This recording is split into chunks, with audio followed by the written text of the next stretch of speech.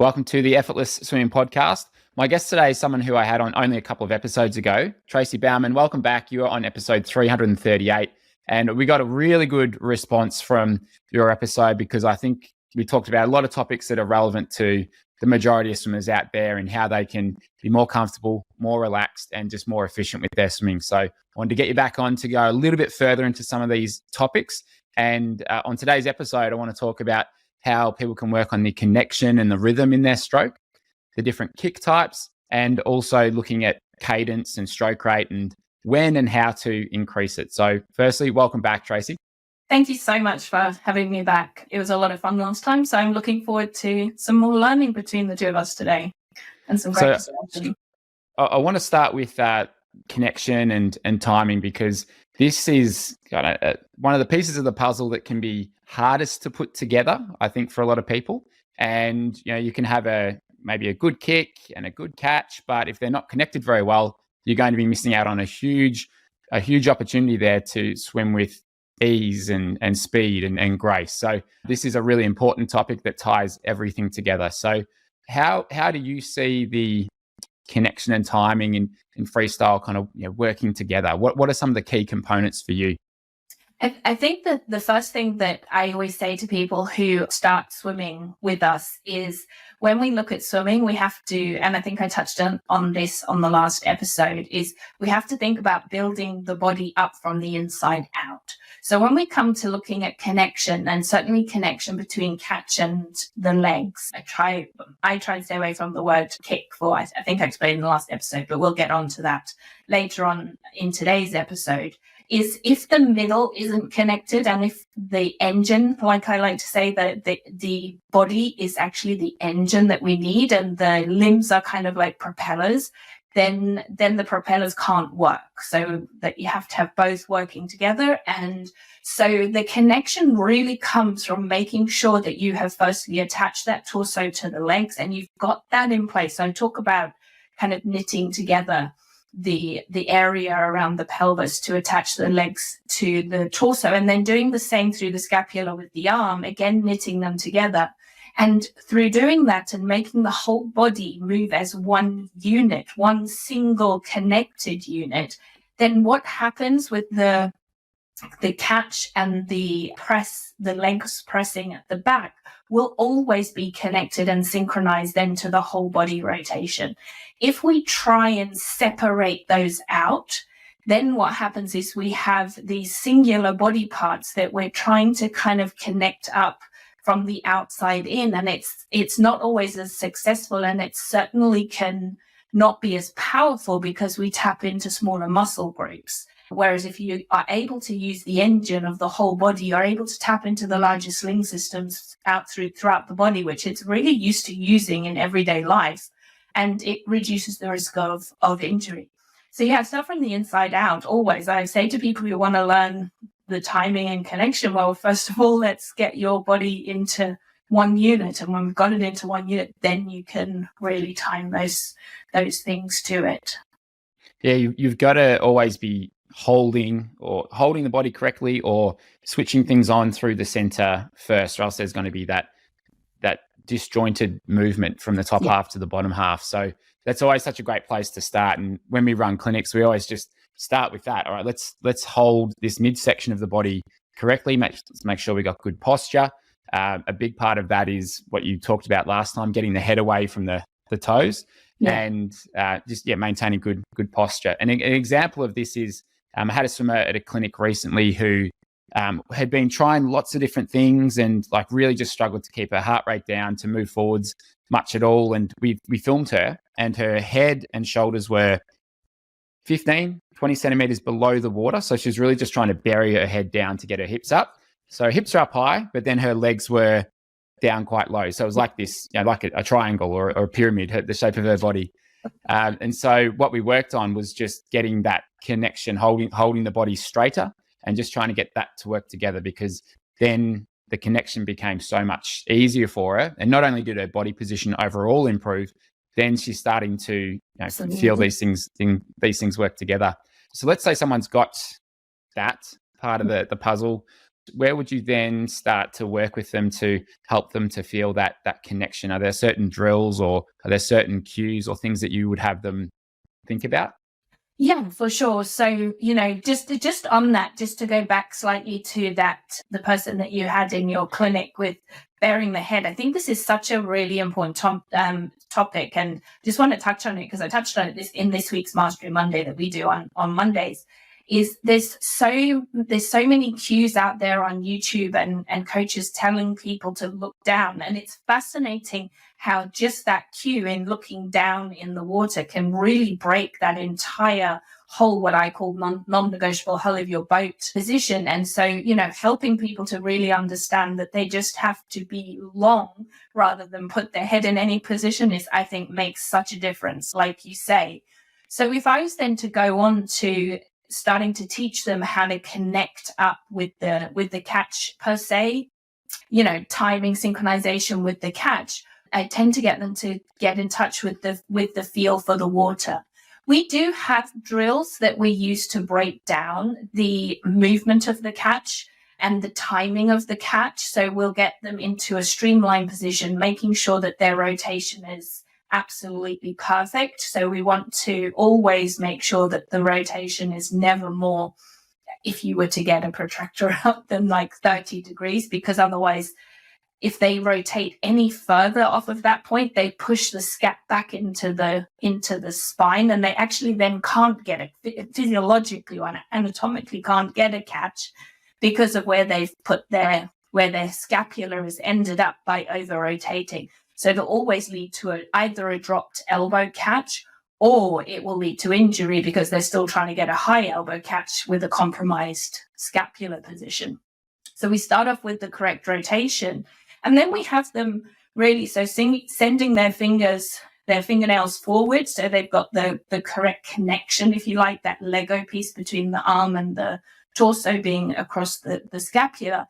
And then we have them just think about folding, and just having them feel that they have to maintain. So if I do it in this angle here, in this plane, here, we want to be able to maintain this angle here as they fold over a ball. And while they're folding over a ball, they want to literally have this ball. But the most important thing we get them to think about in this position is that they maintain that 30 degrees level of rotation. I never talk about degrees, but for want of a better way of describing it today. And then when they are ready to do the synchronization point, that they're already in that point of applying pressure at the moment that they engage their engine, which is their rotation. Because what we're trying to teach the swimmers is that their engine is not the pull, which is why for us we have a swim mastery swear word book, and pull is number one on the swear word book, because the movement or the connotation in the brain connected to the word pull is that I'm going to grab something, I'm going to pull it, and look at what happens to my elbow. It does the complete opposite of what we want the elbow to do in swimming.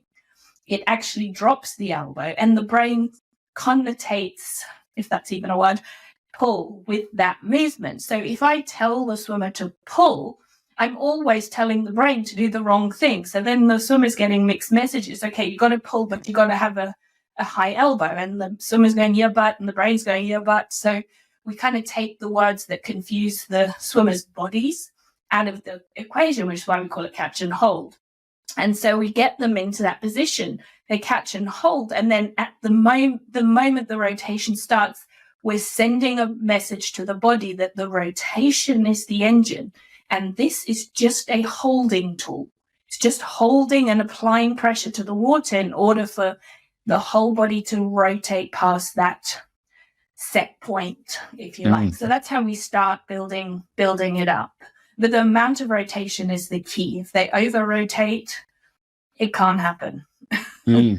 Lots of good points there. So one that you mentioned there, and for those that are just listening, Tracy was demonstrating with the arm extended, and you're going to set the catch, so you're bending or you're folding at the elbow.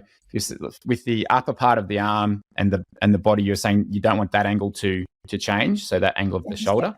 And I really like that point, because if I'm demonstrating on video what I want someone to do at that point, we just want that little bit of a movement where the upper part of the arm doesn't move much. Like it doesn't move much at all, and you're getting that bend at the elbow.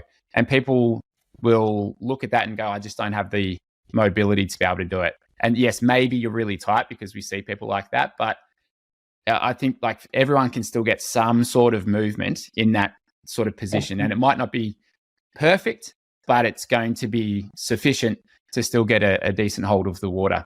And absolutely. Yeah. And I think the most important thing about this position, and it's the thing that one of the things that I'm most passionate about, in terms of injury prevention, which is, what swim mastery is all about. On that note, I have a discount code for all your listeners for our injury prevention course. So I must remember to give you that at the end, is the fact that when you get into that position, and I will remember this in a podcast, so getting into my rotated position, and I'm demonstrating it standing up. So I have my streamline up in the air.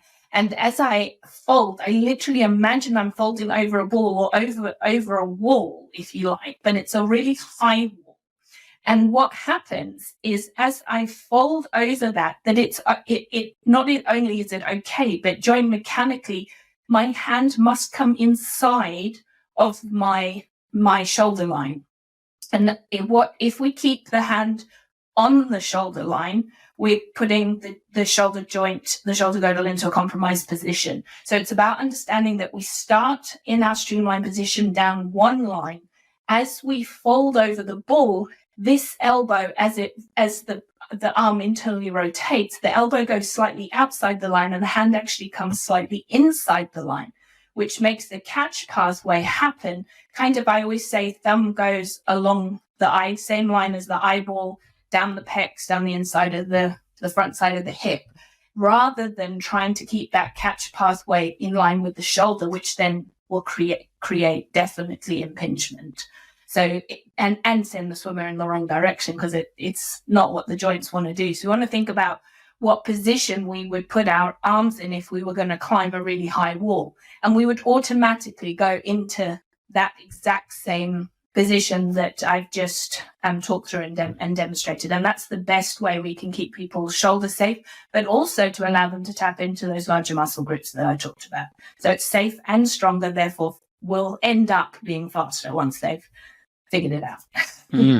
Yeah, well, an exercise that I'll sometimes have people do at clinics is we'll get them to partner up and go into a good catch position, and we'll get the other swimmer to just hold their forearm, and then we'll have them press against that. Nice. And they can feel their lats working, and then we'll have them drop the elbow, in a paw position, and then they'll sort of press against them, and they really feel the top of their shoulder load up. And so you can see with that mechanically better position, then they can actually use those stronger muscles and they can feel it.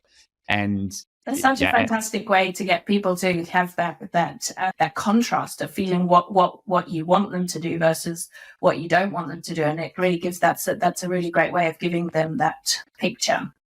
And I love the concept of holding and just moving your body past it, or the concept of anchoring, because it's very common to see people trying to muscle their way through the water or pull their arm through, but it's not the concept that we're going for. It's that, and I think you may have mentioned it last time, but I love the cue of a ladder on the bottom of the pool, and you got rungs on that ladder. We're just placing a hand on it, moving past it, and you're always going to have some slippage. You're not going to be perfectly anchored with the arm or holding it in the exact same spot, but we want to work a little bit towards that. And that's what you see the best swimmers in the world do. And especially when you feel like you've got that hold and then you initiate that rotation, you really get a sense of it. Where does the kick come into that for you? What do you have, or the legs? Where do the legs come into that for you? This episode is brought to you by Pillar Performance. Our new sponsors, Pillar, are a sports micronutrition company.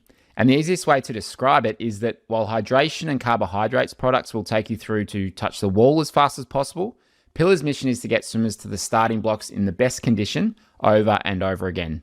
I recently started taking Pillar Triple Magnesium after a friend had recommended it, and it's been a game changer for my sleep and recovery.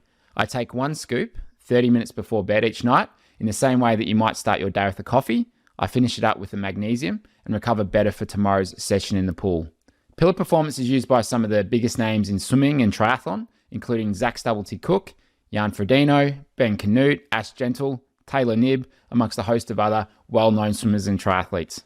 Where Pillar differs from other micronutrition you may have taken before is both the quality of the types of magnesium and the tangible results that I see on my Garmin each morning. If you'd like to try Pillar today, head to pillarperformance.shop and enter code EFFORTLESS for 15% off. That's effortless for 15% off all first-time purchases, or for anyone in North America, enter the same code at thefeed.com. So kick happens to be in our freestyle swear word book, because we do all 4 strokes. So the only stroke that I actually use the word kick is breaststroke. All the rest of the strokes, kick is on the Swim Mastery swear word book. Just because, again, and I think I mentioned this in the last podcast, but just for anyone who didn't listen to that, again, the brain's connotation with the word kick, the movement pattern that the brain wants to do. And I can imagine that 90% of everyone who's listening to this has the image of kicking something, probably a ball, and pulling the heel back and, winding the foot through and kicking the ball or something. And obviously that's exactly the movement that we don't want in swimming. What we want is to have the legs just as an extension of that frame that starts at the shoulders and that we've knitted together at the pelvis, and the legs are just part of that. However, they also are anchors, and they also act as a counterbalance to the rotation. So it was interesting. I'm in the middle of doing several different coach trainings at the moment. But I was doing one coach training call last night, and we were talking about flutter and what it's for. And obviously there's a lot of information out there that would suggest that your legs, or the kick, is there to keep the legs up. And whilst the legs, if you do nothing with the legs, they will sink. I was explaining to the new coaches who are training with me at the moment, I was explaining that we have to have a leg action in order to press or connect at the back end with the water, so that we can use our engine. And using again the analogy of the outboard motor, you've got the engine and you've got the propeller on its own, i.e. catch and kick, doesn't do anything, and the engine on its own without the propeller doesn't do anything. Just so it's this marriage of these two parts that have to go together. So when I talk about legs, I talk about using them as a tool to press and counterbalance. So it doesn't matter which kind of movement or how many movements necessarily they are doing with their legs, so long as that's their job and that's their intention, is that they're staying behind the body. They are pressing water behind them in order to send them forwards, and they are never together. They're always apart to be a counterbalance for the rotation and the recovering arm on the other side. So yeah. lots of jobs. That's great. I think one thing you mentioned there was, you said they're always either behind you or behind the body. So filming someone from the side, they're not obviously below you. Right. And I was talking to the guy Ash Delaney the other day, who's just started coaching Kyle Chalmers, and he said if you look at Kyle's kick, he actually comes out of the water quite a bit because he's sprinting, and his feet actually come out quite high. But you look below the water, below his body line, it's all staying within that body line. So he's very streamlined, very, very efficient. And that counterbalance action is, you see someone who rotates too far, the legs will splay, and like you see it splay because it's trying to stop you from going even further. It's trying to counterbalance you at the back, but obviously that's not a good movement. Yeah, and it's just like this big parachute that just goes out behind you each time. Yeah. And for anyone who's doing that, it's just such free speed to gain when you make that change. And we had a few swimmers at our clinics on the weekend where they were going really wide and going really far on their side, and I said, if the only thing you take from today is, you make that change, you're flatter, keep the kick together, you could be 5 or 10 seconds quicker if that's all you took. But there's always more than that. So yeah, it's exactly right. And you mentioned it doesn't matter necessarily how many kicks or what your beat is. Like and obviously that can change. Can you talk a bit about the 2, 4, 6 beat? What do you like to sort of do in terms of teaching that or recommending a certain style for a certain person? Where's that fall for you? So first and foremost, so I don't sit on any, I kind of sit on the fence with this a little bit, because I'm not in any one camp. what I'm about is what is best for the swimmer in front of me. And for some swimmers who are in front of me, it's definitely going to be a flutter. So I think there's so much information now out there on YouTube, and people spend a lot of time watching YouTube and going to the pool and trying to do things in their stroke that they've watched on YouTube, right? And then they come to you for lessons. I'm sure you've experienced this so much yourself, and haven't quite got the message. And so they come with this like, oh, I'm doing, let's say a two beat, we call it a 2-beat press. And, you know, it's this real huge, massive scissor literal kick, because it actually is a kick, because they're using quads and hamstrings, and they're just winding themselves up and doing this massive kick in order to rotate, and then ending up in this streamlined position with the legs pinned together behind them. And they're like, oh, it's going so great. And I'm going, yeah, it's not going so great, because you have got no counterbalance. You're putting that parachute, like you were talking about, up and putting the brakes on. It's like riding your bike with holding the brake on. And you're disconnecting your entire body and just loading up tiny and smaller muscles. So you're going to fatigue quicker, you're going to risk injury. And so for people like that, I would absolutely, definitely recommend that they break it down and start learning a really well-integrated, well-timed flutter first.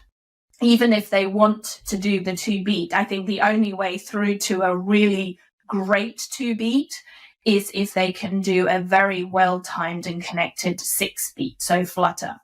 I don't go in the middle. I don't touch 4-beat at all, because it puts the legs into the wrong place. So if you do 4, you haven't got the pressing leg in the right place, because it's on the other side. So a 4-beat only really, I think one of the Olympians, it doesn't come to mind, right? I think Sun Yang did a 1, 2, 3, which ended up being a 4, which ended up with the legs in the right place for the next one. But if they just did, because a true 4-beat is 1, 2, and then 1, 2, but then they don't have the pressing leg in the right place, so it doesn't become connected.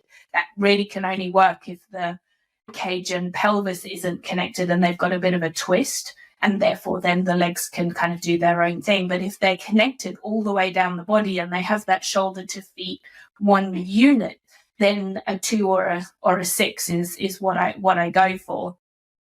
So I'm having them, and it's really interesting, because when you connect the body up and you have them send their head away from their feet, and you get that long line like you were talking about you doing with your client this weekend at the clinic, and you start to observe their legs with the connection through the body, it's fascinating to watch, because their legs start to just fall into place, because they kind of can't not, because they're now connected from the inside out. I was doing a lesson yesterday with one of our coaches in the studio, and she got in the pool and she started swimming, and her legs were literally all over. It's quite normal in the endless pool, where people will start off, they'll get a bit flustered because they're a bit not used to it. And after sort of 20 seconds, and I was videoing her, and we have all, over and underwater cameras on the swimmer at any one time. And it was so fascinating that once I gave her, just send your books or your head away from your feet through the machine. And that's all I said to her. And then we filmed her again, and she went from this crazy, disconnected, discombobulated leg movement behind her to this most amazing, well-timed 2-beat press. And I hadn't even talked to her about her legs and said anything about her legs. I just gave her back her middle line. So I feel very much that if we get people connected from the inside and then give them the instruction of really sorting the legs out from the thigh bone, then they will start to develop what's best for them, either a 6-beat or a 2-beat. And I often find that sometimes they should be able to easily switch between the two. So when I come on to what I recommend to answer the last part of your question, it very much depends on the technique of the person executing the flutter or the 2-beat press. So for marathon swimmers and long distance swimmers, if they have a really well-connected, well-timed 2-beat press, absolutely that's going to use less energy. No, there's no two ways about it that that's going to use less energy. If they don't, if they have a really discombobulated 2-beat press, it's probably going to use more energy than if they just did a really great flutter. So what I say to people is be open to exploring both ends of the spectrum, and through that exploration of both ways. So if you're really into a flutter, try a 2-beat. And if you're really into a 2-beat, try a flutter. And there's so much learnings to be had from your own body, for your own body to learn from practicing those two and feeling the connections, and really making sure that whatever happens is that every time you rotate, you're pressing on the correct leg backwards, whether it's a 2, 4, 6, 10, 12, 8, 20, I don't know, it doesn't matter how many, so long as you're always pressing water back at the moment that you are rotating and not using the press to rotate. So those are kind of some of the key messages that I talk about when talking about how many. Yeah, good. So you mentioned going from 2 to 6 and playing with that. It's not a continuum, but playing with those different ways to kick, and I think that's such a good way to do it, especially for your longer distance swimmers, because as you said, a 2-beat is going to be more efficient if you do it well. And in the ocean, you've got the salt water and you've got that extra buoyancy, similar with the wetsuit on. And a lot of people will just gravitate naturally to a 2-beat kick if they're swimming those longer events. So they might not necessarily use that in the pool. So that's where you can have this slightly different stroke from when they go from pool to open water. So it's good to be able to to mix that up. And then depending on the speed and the effort that you're putting in, that can change as well, and it can change within a race as well. So just giving people these different gears that they can shift between adds a lot of different ways for them to be able to change their speed within a race. And you might not start with that if someone's learning to swim, but for someone who's got some experience, you can certainly give them these different things to try. And certainly for triathletes, I think it's so important that they, certainly if they're doing anything more than an Olympic distance, so Olympic half or Ironman, they really want to be doing really great stuff with their legs, because they've got a lot of stuff to do with their legs after the swim bit. So they don't want to be getting their legs in the way in that water. And at the same time, they're also racing, and they want to use their strongest discipline to make up the numbers. So being able to give them the tools to for the large part of the swim part of the race to have a nice relaxed connected 2-beat, and then when they just want to kind of take over some people just at the end of the race or at that beginning, to have them be able to turn on that 6-beat and really make it into something that applies pressure in the right direction and kind of just gives them this kind of outboard motor to send them past without going into the quads and hamstrings, which are really oxygen heavy muscles, is such a powerful tool for triathletes. So learning both is excellent for them for sure. And in terms of the 4-beat, for some people, I'll have them try and develop it. And the way I would normally teach it would be, rather than like the 1 2 1 2, I find that can be hard for a lot of people. And what I've seen doing some filming with some high level swimmers is, especially at that like 800 1500 sort of pace, if they're using a 4-beat, a lot of them will do 1 2 3 4. So it's 1 kick and then 3 kicks with the strokes. So that has worked with some people that I've coached. And like I had a young kid who I was working with, he triathlete, and he was kind of like a 3 or semi like 4-beat kick that he was using before but it was just kind of all over the place. It wasn't well connected. So we got that rhythm and that timing to be better, where we went to the 1 2 3 4. And actually the way it sort of ended up was, and the way I had him think about it when he was going fast, was actually, it was 1 2 3 4, 1 2 3 4. So it's the same thing, but just in his mind, that's what helped him sort of connect it. And he ended up like taking off 2 or 3 strokes per 50, and he was about a second and a half quicker. So just like kind of using what he was doing, but getting that to be better timed and better connected. And you mentioned at the end there with the last, using that to help with the rotation. So just timing it with the rotation. So could you talk a bit more to that and how that works for people? Yeah. So, and I think this is probably exactly what the student you were just talking about probably felt. So in the UK, I used to work a lot with competitive swimmers, and they used to come to the endless pool. They used to do all their training with their club. They used to come for technique sessions in the endless pool. And they would come with this, I don't even know what to call it. There's lots of legs going. There were lots of legs happening at the back of their body, lots of splash. And I would be filming because I'd have all the cameras on them. And under the water, I'm seeing the back end of their body is just kicking up and down. I'll just use the words that they were actually doing. They were kicking up and down, and the front end of their body was rotating because they'd been told to use their shoulders to rotate. So they had this completely disconnected body. So this front half was rotating. The back half was doing, I can't make my hands do that, up and down. And nothing was talking to anything else. But everything was working really, really hard. And they were effective. They were, some of them were the best in, nationally. And they were really, really effective. And when I spoke to them about the idea of the whole body being one unit, and that the legs are simply used to as if so how I teach it is I have them stand on the floor upright, and I have them just go onto their fronts of their feet, their balls of their feet, and just swivel.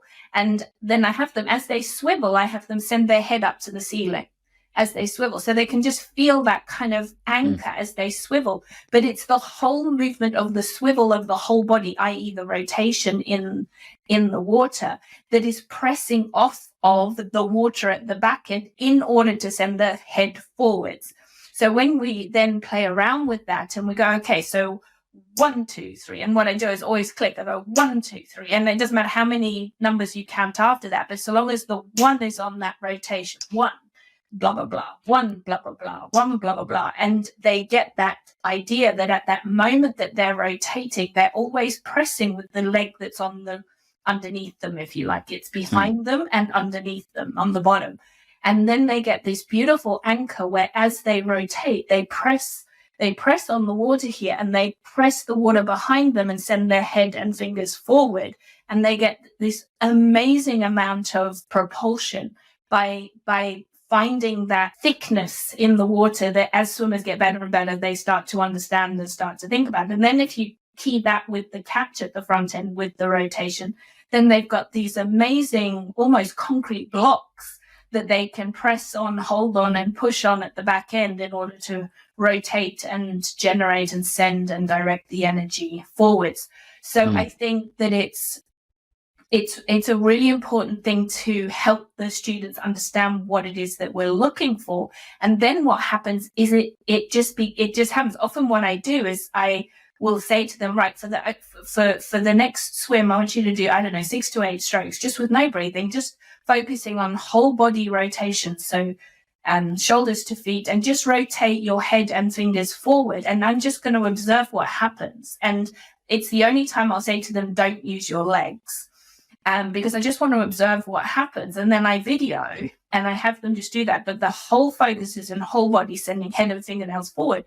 And I video it. And I said, did you use your legs? And they're like, no, they were just pinned together for sure. And then I play the video straight back to them. And they've got this most amazing either 2-beat or this very well-timed click, click, press on that rotation. Because the body, if it's connected, will always look and find an anchor. And if we can rely on the body to find it rather than trying to instigate it, it's going to be better and well-timed, better well-timed, because we're not trying to break up body parts. So that's kind of how I do. I try to let it evolve as a default or byproduct of great connection down the body and pressure. That ties in really well with what I've seen coaching, and especially when it comes to the legs. So if someone's thinking about their legs, if they're thinking much about them, the rest of the stroke tends to fall apart, and it's just like, it's too much going on. So we don't want to have to really think about the legs at all. We want that just to naturally come into its own. Yeah. So if you do those other things you've talked about, if you get those in place first, generally it will come into its own. And we're not having to be thinking about what's happening at the back. So yeah, it's interesting to hear your take on that, because I just see that so often. So I love to see it explained in a different way, because we're all working with similar people, and we just Absolutely. and so we're going to see the same things. So that's a great way of it's really thinking cool about it. because we're all what I love about swimming is we're all human, and for the most part we all have 206 bones in our body, and for the most part we all have 360 working joints, and the body and the skeleton and the joints are so amazing. They work. And if we allow them to work and we tap into allowing them to work in the right way and kind of don't get in the way of that natural process, they do beautiful things and they do amazing things. And I think if we can really trust the skeleton to do what it's designed to do, it just does amazing things. And I see that all the time, especially with the legs. It's fascinating. It fascinates me every time. All these years later, it still fascinates me. I was blown away yesterday when I saw that. It just is so cool. I love it. One thing that's somewhat related to it is when I was talking to Ash, Cole Chalmers' coach, one thing he mentioned that just like a small sort of just offhand comment that he made that I found was really helpful, was that when he's working with his swimmers, he gets them, and it's very similar to your approach actually. He says he gets them to think about their shoulder and then connecting that with the hip. So there's cross-body connection through here, but provided they've set their catch, they've got that hold. Don't think about like holding through the arm necessarily. It's like if you can stabilize that shoulder, if you think about the shoulder in connection with the hip and the rotation. So that's easier to think about, because obviously the arm's connected to the shoulder. If you get the shoulder right, you've got that stability, then you can get that connection. So these little small like comments that I get from different coaches, I just sort of add them to my teaching toolbox and use them if necessary. So that was an interesting just offhand comment that I heard him say. And just to sort of finish up here, we'll just talk a little bit about stroke rate and cadence. What's your general approach to working with people there and increasing speed and all of that sort of stuff? Yeah. So this is another huge balance. It's such a big world when we come onto this. It's like a massive topic, and I have literally spent the last 2 weeks or 3 weeks talking about it nonstop, because I've been doing an advanced coach training course where we introduce the metrics and tempo and stroke counting in gears and everything to the coaches. So it's been a wonderful exploration of all of these things in depth the last few weeks. And it's been really exciting to watch the coaches get really excited about how speed can evolve. And it was something that I always learned from Terry, amongst many, many other things, is speed happens as a byproduct of doing the right things with your stroke and then increasing tempo without losing form. And as I've gone through the years in that and played with that thought process and played around with the increase in tempo and stroke count, it's been a really interesting process. And I think that through the years, there's been some very, very mixed messages that have come out, all over the place. And, what I want to say more than anything else is stroke count, SPL, is important for sure. Tempo is important for sure. Strokes per minute important for sure. All these things are really, really important, but they are dangerous in isolation. So if we just focus on tempo or strokes per minute in isolation, we are asking for trouble in our stroke. If we just focus on strokes per length in isolation, we are asking for trouble in our stroke, because one's going to create these swimmers who are creating massive dead spots because they're trying to get their stroke count down to 0, or, silly numbers that they just shouldn't be doing. And just focusing on tempo or strokes per minute creates these windmillers that are becoming more and more inefficient because they're after just tempo rather than figuring out what that's actually doing to their stroke. So for me, it's always building on this happy equation of 3 things: strokes per length, tempo, and RPE. And if I can work with my client and I can start to play around with stroke count, I can start to play around with increasing and decreasing tempo, because there's things to learn for us in both ends of that spectrum.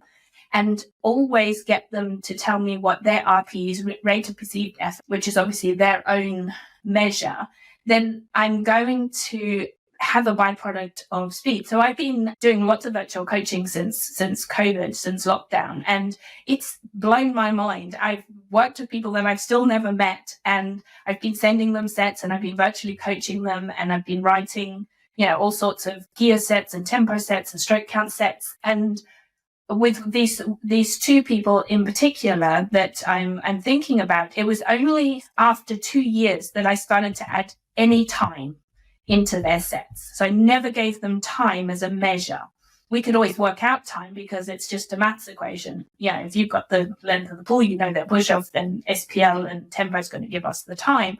But I never asked them to look or think about time over the 2-year period. And what was really fascinating is that when they started with me, they had their watch stats. I don't let my students use stroke counting with the watch because it's completely inaccurate and they're not in their heads. It means nothing if they don't know what's happening in that length. So they have to count their own strokes. And what started happening, they looked at their watch. At the beginning, they were doing like 157 100ths, just over and over. And then 2 years later, they started looking at their watch and they were doing sub 140. So they couldn't swim. All their things, it didn't matter whether it was just a warm-up swim or anything, all of their 100s were sub 140, and we hadn't even talked about speed. So for me, speed is something that is a byproduct of getting great technique, getting great connections in your body, and then playing around with increasing tempo and seeing what happens, and incrementally increasing that equation, because that equation will always result in speed. If we do the opposite and we go and chase speed, then sadly we turn into terrestrial mammals again. And you watch someone, it's fascinating, you watch someone who you have them do, 3 repeats, 350s if you like, the first one slow, medium, fast, and you give them that instruction, and it's fascinating to watch what happens differently. And if you video them on the fast one, their stroke completely changes and their arms and legs disconnect from their body because they've now suddenly got to go fast, and they lose all of that beautiful connection. And therefore they just become exhausted and start just churning the water rather than moving through it. So we want to have speed, but with great connection and great RPE, rate of perceived effort, so that we can keep the shoulders safe, most importantly, but also so they can swim further and further and further for longer and longer and longer, both in terms of distance, but also in terms of age. Lots of stuff there. That's a great way to think of it, because there's no point focusing on the results. It's about the inputs, and they are the three things. It's kind of as simple as that. It's like when we look at speed, it's those three things that are going to make the difference. And I think, I was thinking about this today. It's, let's say someone's a 2-minute swimmer and they want to get down to, that 150, like they've just got this goal of 150 in mind. But, long term, but they could be like a 140 or a 130 swimmer in terms of pace. They might be able to get to a 150 quicker just by maybe going harder and spinning the wheels and just going for it. But and that can happen quicker. But long term, if they just focus on the right things, there's good connection, good technique, the right stroke, they will then be able to get to the 140 or the 130. But if we just kind of exactly. But if we're just chasing that speed and that certain result, well, you might be doing some things that will long term, you're going to have worse connection and a worse stroke. So if you can have that patience of just being able to keep chipping away and not worry about what your times are doing, then again, just when I see swimmers who have done clinics, it's those swimmers who have had the patience just to keep working at it, and they come back 6 months later, 12 months, and they're the ones that have improved, not often the ones who are just who are chasing a certain time. They're willing to do whatever it takes to get that, even if it means just getting too scrappy with the stroke. Yeah. So it's a really interesting mindset thing for me. I think I might have mentioned on the last podcast, I've had someone who I've been working with for the last 2 years, And the focus has been totally on getting faster. And with their 100 time, they, in 2 years, have taken maybe 1 second off, like nothing. Then they did some work with me, and literally all I worked on was their frame, their streamline position, the amount of rotation, and nothing else. We didn't even talk about any of the propulsive phases of the stroke, nothing. And then they went back to their club and sent me a text and said, I've just done 5 consecutive 100s on 123. That's 7 seconds after, just fixing their frame, like really simple stuff. And yeah, I spoke to them a few weeks later, and they're still doing 123, 124. For 2 years, they could take only 1 second off. And for me, that was it. It was, I think the difference is that they surrendered to the fact that they have to not go and do pull sets and kick sets. They have to actually work on the connection of their frame and what's important. And it was really fascinating to hear the difference in the outcome when the mindset changed. Yes, absolutely. I see that a lot if we ever do stroke count work, where we might, like, sometimes I'll get people to do just normal swim how you've always swum. All right, it takes you 25 strokes for a 25. All right, now let's just work on the frame, the head position, body position. That's usually when the biggest reduction in stroke count comes. Yeah. As we work on catch and pull, sometimes, but that's, I think, a bit more of a long-term play. But the biggest improvement can come from the really fundamental and basic things like you just mentioned there. So, Tracy, for anyone listening, what is the best way to get in touch with you? Where can they find you? How can they work with you? Yeah, so my website is swimmastery.online.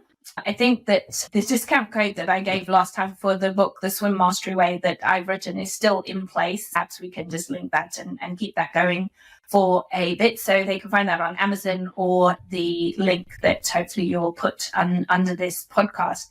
And then I also we've done a Swim Mastery injury prevention course.